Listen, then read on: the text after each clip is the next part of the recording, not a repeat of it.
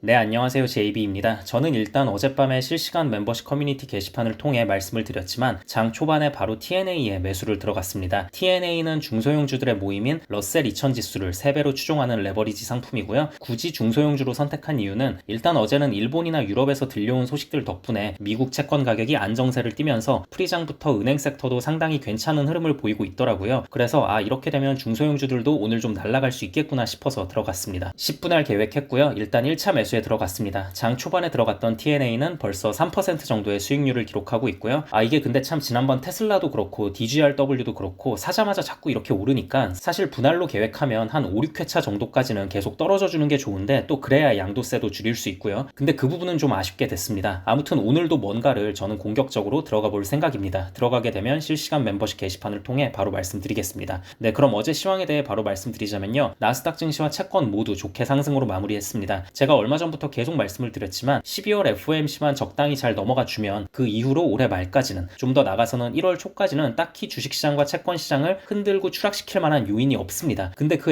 FOMC조차도 파월이 적당히 넘어가 주는 것도 아니고 완전 대형 호재로 만들면서 마무리를 지었잖아요. 그럼 더욱더 시장을 크게 흔들 수 있는 요소는 없다고 생각하고요. 그렇기 때문에 저는 FOMC 전후로 해서 계속 공격적인 투자를 이어가고 있다고 보시면 될 것 같습니다. 네, 아무튼 어제 같은 경우엔 장 시작 전부터 일본이 완화 정책을 계속 지속할 거라는 소식이 전해졌습니다. 지난 7일에 일본 중앙은행의 우에다 가즈오 총재가 올 연말에 정책 기조가 변할 수도 있다는 식으로 발언을 했잖아요. 물론 당시에도 시장에선 별로 믿지 않았습니다. 에이, 일본 쟤네들 또 저러다 말겠지. 금융 완화 계속 할 거면서 뭘 또 저렇게 긴축할 거라는 식으로 똥폼을 잡나 이렇게 받아들였죠. 그래서 저도 당시에 이 부분을 언급을 했고 신뢰를 잃어버린 일본이라는 제목으로 쇼츠를 제작해서 올렸는데요. 근데 이제 시장에서도 별로 믿진 않았지만 그래도 마음 한편에서는 약간 그런 거 있잖아요.